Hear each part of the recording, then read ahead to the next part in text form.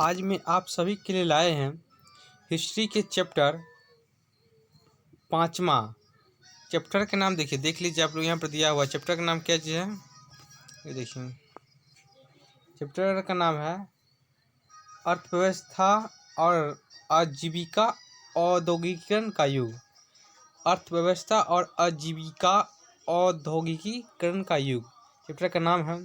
आप लोग को पता होगा कि आज जो आप लोग का एग्ज़ाम होगा उसमें 50% ऑब्जेक्टिव पूछा जाएगा। कितना? 50% ऑब्जेक्टिव पूछा जाएगा। तो आज हम आज कुछ ऑब्जेक्टिव आपको पहले बता चुके हैं पहले चैप्टर के। अगर वीडियो नहीं देखे होंगे तो प्लीज़ देख लीजिएगा।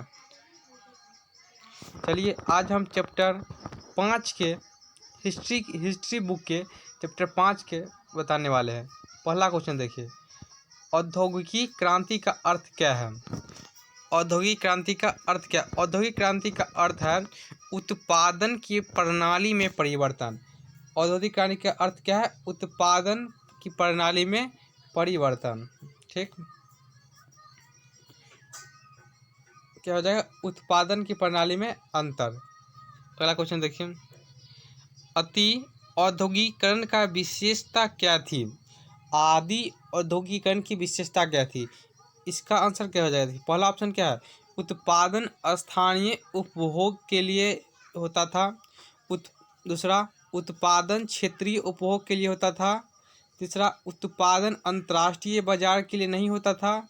चौथा, उत्पादन केंद्रित न होकर विकेंद्रित था। तो इसका क्या आंसर हो जाएगा?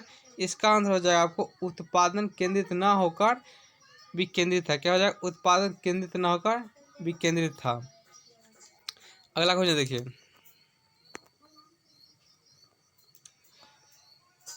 क्या है अगला क्वेश्चन? बाड़ा बंदी आंदोलन कहाँ हुआ था? पहला ऑप्शन क्या है? इंग्लैंड। दूसरा फ्रांस। तीसरा जर्मनी। चौथा रूस। तो बाड़ा बंदी आंदोलन हुआ था इंग्लैंड में। बाड़ा बंदी आंदोलन कहाँ हुआ था? इंग्लैंड में। चौथा क्वेश्चन देखिए, निम्नलिखित में किस कारण से सबसे अधिक इंग्लैंड के औद्योगिक क्रांति का बढ़ावा मिला? लिखित में से किस कारण से सबसे अधिक इंग्लैंड की औद्योगिक क्रांति का बढ़ावा मिला? इसका आंसर हो जाएगा आपको, देखिए पहला ऑप्शन का क्या, पहला ऑप्शन क्या है? जनसंख्या में वृद्धि। दूसरा, सस्ते मजदूर की उपलब्धता। तीसरा, इंग्लैंड में कृषि क्रांति। चौथा, उद्योग को राजकीय संरक्षण। देखिए क्वेश्चन एक बार पढ़ लीजिए, निम्नलिखित में से किस कारण ने सबसे अधिक इंग्लैंड में औद्योगिक क्रांति का बढ़ावा दिया? क्या सबसे अधिक औद्योगिक क्रांति का बढ़ावा दिया? इसका आंसर हो जाएगा उद्योग को राजकीय संरक्षण। क्या? उद्योगों को राजकीय संरक्षण। अगला क्वेश्चन देख लीजिए, फ्लाइंग शटल मशीन का निर्माण किसने किया था? फ्लाइंग शटल मशीन का निर्माण किसने किया था? पहला ऑप्शन है जॉन के ने। दूसरा, जेम्स हारग्रीव ने। तीसरा, क्रम्पटन ने। चौथा, रॉबर्ट बुल्टन ने। फिर से एक बार देखिए, जॉन के ने, जेम्स हारग्रीव ने, क्रम्पटन ने और रॉबर्ट बुल्टन ने। फ्लाइंग शटल मशीन का निर्माण किसने किया था? इसका आंसर हो जाएगा आपको जॉन के ने। क्या आंसर हो जाएगा? जॉन के ने। अगला क्वेश्चन देखिए, छठा, वाटर फ्रेम स्पिनिंग फ्रेम किसने बनाया था? वाटर फ्रेम स्पिनिंग फ्रेम किसने बनाया था? इसका आंसर हो जाएगा, देखिए इसका ऑप्शन क्या है? पहला, जेम्स हारग्रीव्स। क्या है ऑप्शन? James Hargreaves. दूसरा, क्रम्पटन ने। तीसरा, रिचर्ड आर्कराइट ने। तथा एडमंड कार्टर। इसका आपको क्या आंसर? इसका हो जाएगा रिचर्ड आर्कराइट ने। क्या आंसर है? रिचर्ड आर्कराइट ने। अगला क्वेश्चन देखिए, अगला क्वेश्चन क्या है? ये तो पढ़ा, हाँ अगला क्वेश्चन देखिए, वाटर फ्रेम स्पिनिंग फ्रेम किसने बनाया? वाटर फ्रेम स्पिनिंग फ्रेम किसने बनाया? इसका पहला ऑप्शन क्या है? जेम्स हारग्रीव्स ने। दूसरा, क्रम्पटन ने। तीसरा, रिचर्ड आर्कराइट ने। चौथा, एडमंड कार्टर। देखिए क्या है? एडमंड कार्टराइट ने, एडमंड कार्टराइट ने। इसका क्या आंसर हो जाएगा? इसका आंसर हो जाएगा आपको रिसर्च आर्क राइट। क्या हो जाएगा? Research arc right. क्या हो जाएगा? Research arc right. अगला क्वेश्चन देखिए, कपास ओटने की मशीन किसने बनाई थी? कपास ओटने की मशीन किसने बनाई थी? इसका पहला ऑप्शन है रिसर्च आर्क राइट ने, एडमंड कार्टराइट ने, इली व्हिटनी ने, बेसेमेर ने। इसका आंसर हो जाएगा आपको इली व्हिटनी ने। क्या हो जाएगा? इली व्हिटनी ने, इली व्हिटनी ने। ठीक। अगला क्वेश्चन देखिए, जल शक्ति से चलने वाले पावर लूम का निर्माण किसने किया था? जल शक्ति से चलने वाले पावर लूम का निर्माण किसने किया था? इसका पहला ऑप्शन क्या है? जेम्स हारग्रीव ने, क्रप्टन ने, रिसर्च आर्कराइट ने, चौथा है एडमंड कार्टराइट ने। क्या हो जाएगा? एडमंड कार्टराइट ने। अगला देखिए, पहला वाष्प इंजन किसने बनाया था? ये क्वेश्चन VBI क्वेश्चन है। पहला वाष्प इंजन किसने बनाया था? तो पहला वाष्प इंजन किसने बनाया था? पहला ऑप्शन है टॉमस न्यूकॉन ने, जेम्स वाट ने, जॉर्ज स्टीफेसन ने। क्या है? जॉर्ज स्टीफेसन ने। क्या? George Stephenson, George Stephenson. तीसरा चौथा रॉबर्ट पुल्टन ने। इसका क्वेश्चन है पढ़िए, पहला वाष्प इंजन किसने बनाया? इसका आंसर हो जाएगा आपको टॉमस निक्रोन ने। कौन? Thomas Newcomen, Thomas Newcomen. अगला क्वेश्चन देखिए, लोहा, देखिए क्वेश्चन देख लीजिए, लोहा गलाने की प्रक्रिया की खोज किसने की थी? लोहा गलाने की प्रक्रिया की खोज किसने की थी? पहला हर्फी डेवी ने, अब्राहम डर्बी ने, बेसेमेर ने, टॉमस बेल ने। इसका आंसर क्या हो जाएगा? इसका आंसर हो जाएगा आपको, इसका आंसर क्या हो जाएगा? इसका आंसर आपको हो जाएगा अब्राहम डर्बी ने, अब्राहम डर्बी ने। लोहा गलाने की प्रक्रिया खोज किसने की थी? अब्राहम डर्बी ने। अगला क्वेश्चन देखिए, अगला क्वेश्चन देखिए, वैक्स मताधिकार की व्यवस्था इंग्लैंड में किस वर्ष की गई?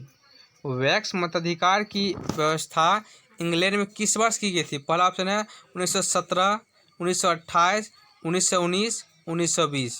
पहला क्या है? 1917, 1928, 1919, 1920।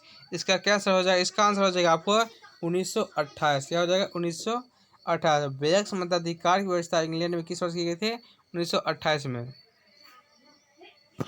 अगला क्वेश्चन देख लीजिए, 10 घंटे का आंदोलन कहाँ चला गया था? 10 घंटा का जो आंदोलन हुआ सो कहाँ हुआ था? पहला ऑप्शन है इंग्लैंड में, दूसरा जर्मनी में, तीसरा भारत में, चौथा जापान में। 10 घंटे का जो आंदोलन हुआ सो कहाँ हुआ था? देखिए 10 घंटे की जो आंदोलन हुआ था सो आंदोलन हुआ था आपको इंग्लैंड में। कहाँ हुआ था? इंग्लैंड में। अगला देखिए, औपनिवेशिक सरकार की नीतियाँ पर भारतीय वस्त्र उद्योग पर क्या प्रभाव पड़ा? औपनिवेशिक सरकार की नीतियों पर भारतीय वस्त्र उद्योग पर क्या प्रभाव पड़ा? इसका क्या आंसर हो जाएगा? पहला देखिए, सूती वस्त्र का निर्यात बढ़ गया। दूसरा, बाजार में भारतीय वस्त्र की मांग बढ़ गई। तो देखिए क्या, उसके बाद क्या है? उसके बाद है भारतीय वस्त्रों का मूल्य बढ़ गया है। इसका क्या आंसर हो जाएगा? औपनिवेशिक सरकार की नीतियों का भारतीय वस्त्र उद्योग पर क्या प्रभाव पड़ा?